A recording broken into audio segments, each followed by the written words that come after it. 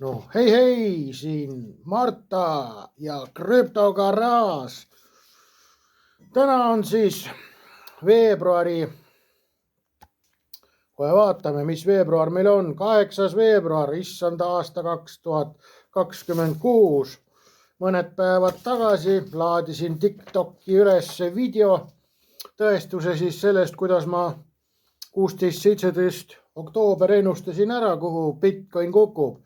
Ja muidugi ei tule puudus, nagu endiselt ei tule puudus. Ütleks siis, et looduse tippteostest, et inimestest, kes peaks olema nagu kuskil seal väljanäitustel, vaata, et teistele hirmuks, et mis juhtub, kui sa oma hinge eest hoolt ei kanna. Kommentaar iseenesest, no pilastame natuke, pole midagi teha, tuleb pilastada, et siis saab saate sisse juhastada.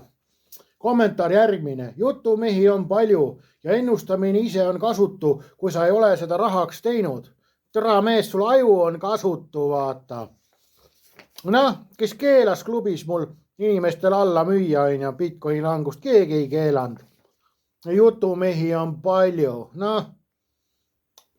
et kõik, mis ma siis räägin, nagu on, et olen nagu jutumees siin või tõesti arvadki, et Marta siin tuleb ja paneb mulle paar pauku pähe ja siis mul hakkab jutt tulema, tead, kurat, kui sa ikka niukest asja arvad, siis tahaks teada, kus kuradi pärakast sa oled välja tulnud siia ilma. Emakast sa pole küll tulnud, et vaata, naistel on ikkagi see nagu aktiveeruvad ka need enesekaitsemehhanismid, et kui ikka süsteem näeb naisel, et see ikka on ehtne loom, siis see kuradi kankel oleks pandud sinu sellele kuradi arengule seal kõhus, aga pole teha. Nii, Michael Saylori Strategy, siis see Bitcoini kuradi esimene või kõige kuulsam lutsutaja, vaata. Selle kuradi kaotas jälle 3,8 miljardit. Täpselt oma sünnipäeval Michael Saylori firma kaotas 3,8 miljardit Bitcoinis. Miks ta kaotas?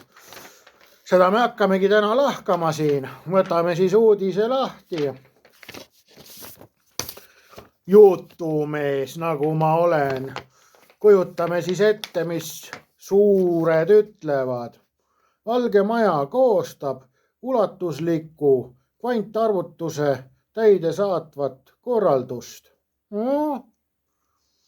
Valge Maja valmistab ette kõike hõlmavat täidesaatvat korraldust. See on siis executive order või kuidas seda hääldatakse.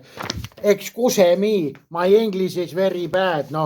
Aru saan, aga vaata hääldada ei oska, et siis see täitesaatev korraldus on ju see executive order või mis ta iganes on, et ma siin selline jutumees nagu ma olen, ja vaatasin, mille eesmärk on luua kogu USA valitsust hõlmav koordineeritud USA kvantarvutuse arendamine, siis mis on otsus. See loob paralleelse siis hoo kongressi pingutustega taas kehtestada aegunud kvantuuringute siis rahastamine. Tegemist on kõige ambitsioonikama föderaalse kvantpoliitikaga pärast 2018. aastat. Kui siis aktiveerus riikliku kvantalgatuse seadus, mis aegus 2023.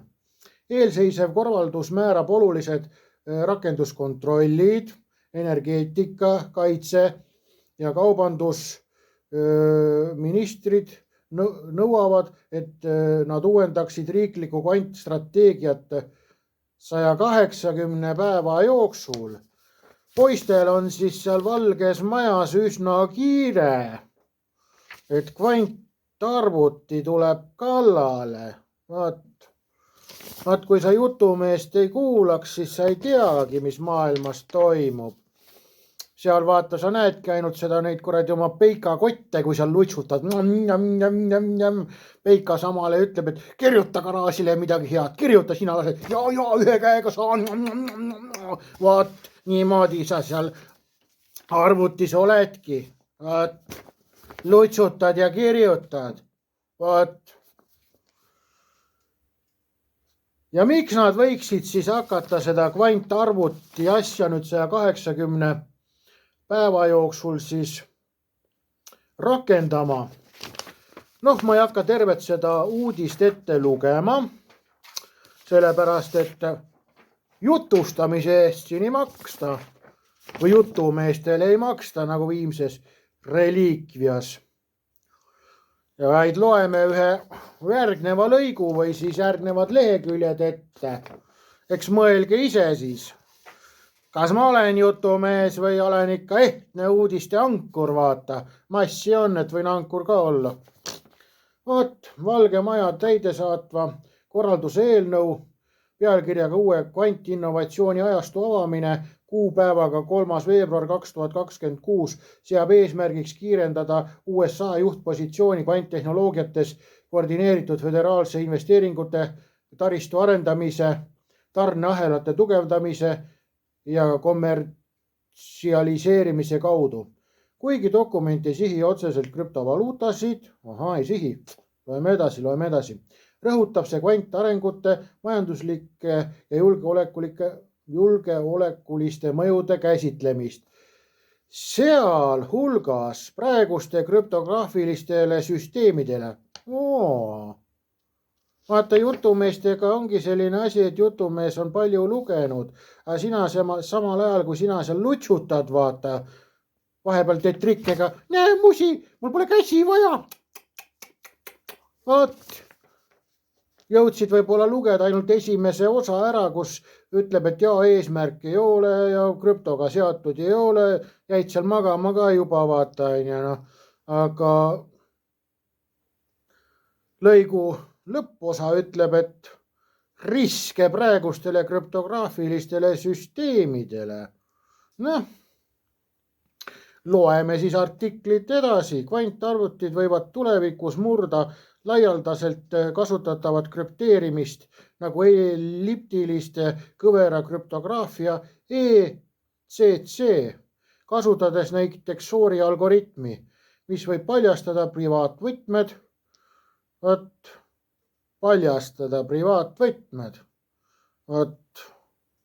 Bitcoini poisid iga oma kommentaariga paljastavad, kui palju neil puudus on. Ning ohustada tehinguid ja rahakotte haavatavates plokiahelates. Loeme edasi. See korraldus suurendab kaudselt riske krüptovaluutadele, kuna see kiirendab kvantarengut, ilma et nõuaks kohest üleminekut kvantkindlatele krüptograafiatele, PQC. Kuigi teised seotud poliitikad, näiteks Trumpi-aegsed direktiivid, mis kiirendasid PQC tähtaegu, viitavad ohtude hindamisele, sealhulgas krüptole, ei ole siin otsest kohustust. No kvantprobleem on, aga krüptole kohustust ei ole. See artikkel on nagu ikka väga hästi tehtud, et ohtu ei ole, oht on, ohtu ei ole, oht on. Vaat, aga loeme edasi. Krüptole otsest kohustust ei ole. Arutledes on rõhutatud vajadus spetsiifilistele ülemineku strateegiate järele digitaalsete varade jaoks. Krüptovara, digitaalne vara on üks ja sama asi. Kuna kvantläbimurded võivad muuta kogu nüüd, dekrüpteeri hiljem rünnakud. Ehk siis tähendab kogu nüüd, tähendab seda, et nad koguvad kõigepealt info kokku ja häkivad hiljem lahti. Ja mis on siis probleemid? Seal aruanne või artikkel toob välja suurima riskiga krüptovaluutad. Enamik suuremaid krüptovaluutasid tugineb ECC, näiteks ECDCA allkirjade jaoks või RSA-le, mis muudab need haavatavaks. Kui kvantvõimekus selle korralduse mõjul kiiresti areneb, võivad need ilma uuendusteta seista silmitsi eksistentsiaalsete ohtudega.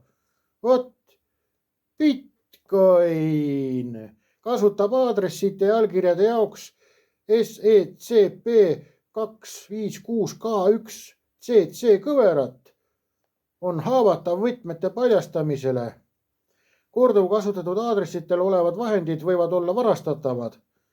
Üleminek nõuaks hard forki, mis on keeruline ja seni rakendamata. Ühesõnaga, et asja parandada, siis on vaja seal hard forki vaata teha. Bitcoinid poisid teevad seal üksteisel hardcore'i vaata. Vaat saate kõik hard forki nüüd. Aga hard forki ei tule, sest see on keeruline. Mõistust neil rohkem ei ole. Ethereum tugineb siis ECTCA SEEP 2562 K1 ei ole kvantkindlad. Ethereum 2.0 staking võib olla ohus, kui privaatvõtmed kompromiteeritakse. Solana! Kõik, kes on Solanasse ja seal pump fun'i seal investeerinud, siis saategi koos omal seal kuradi Bitcoini poistega laulda seal pump it up ja pump it up, vaata on. Solana kasutab allkirjade jaoks ED25519 ECC vorm. Kiire arhitektuur ei sisalda PQD-d, mis tõttu on see haavatav.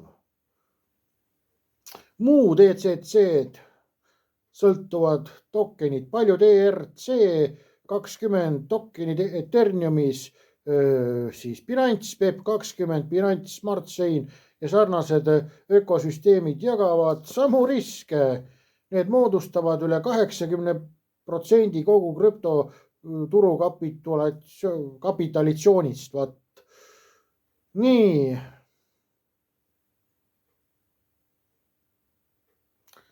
Mis me teada saime? 80% krüptoturust läheb minema. Aihtub nagu Bitcoini poisi mõistus. Lendab minema.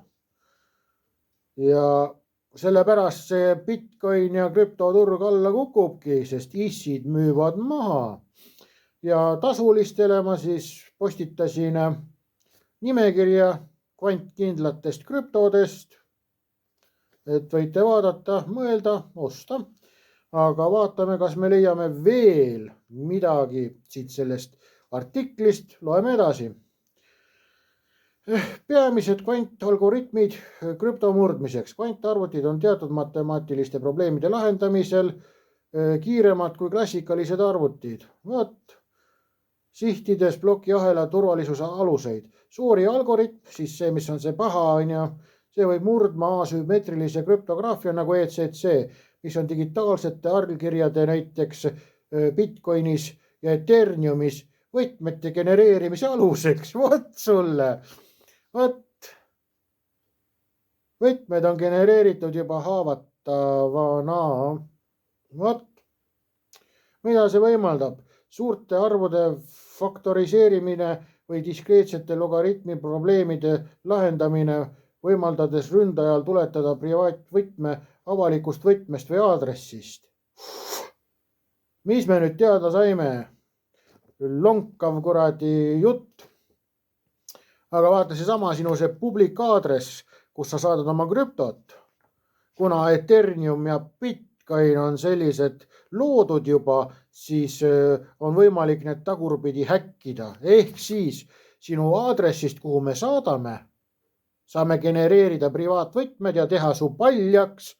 Sama paljaks nagu Bitcoini poisi pea. Polegi seal midagi sees. Kõik läigib ja kõliseb. Ehk siis tavaliselt, kui sul on need salasõnad, 12 salasõna või 24 salasõna, need lüüakse privaatvõtmeks, ja siis privaatvõtmest tehakse sinule see avalik aadress, kuhu saab siis sulle raha kanda, et tavaliselt see peaks olema turvaline, aga Bitcoini ja Ethereumi puhul ei ole, sellepärast, et on võimalik sinu siis pangakonto numbrist võtta kõik su PIN-koodid, 1, 2, 3, oledki paljas, ja on olemas. Ja mida siis võib, mida siis see tähendab, kui saadakse need koodid kätte? Varastada vahendeid rahakottidest, kus avalikud võtmed on paljastatud. Näiteks see, et paned igale poole oma need kuradi aadressid ülesse. See on minu Bitcoini aadress, tehke mulle tona ja pärast teedki kuradi TikToki laivis ona vaata, et kuradi kandke mulle 1 euro, tahan süüa, sest ma avasin kõik oma aadressid rahvale, vot. Võltsida digiallkirju, vot. Luues loata tehinguid, kui saavad kätte, siis selle ahela. 1,1 miljonit bitcoini on ohus. Nii, võimaldada topeltkulutamist või muutes plokiahela ajalugu, keerata plokiahela ajalugu tagasi, kiirendada plokiahelat. Nad võivad farmida või siis seal kaevandada oma selle äranägemise järgi. Vaat. Ongi kiirendada kaevandamist plokiahelades. Nii, murda nõrgemaid paroole või rahakottide seemneid või leida kokkupõrkeid siis igasugustes Merkli puudesse, ma ei tea, mis see on, see mingi arvuti teema on ja õõnestades siis tehingute terviklikkust. Proof of stake ehk siis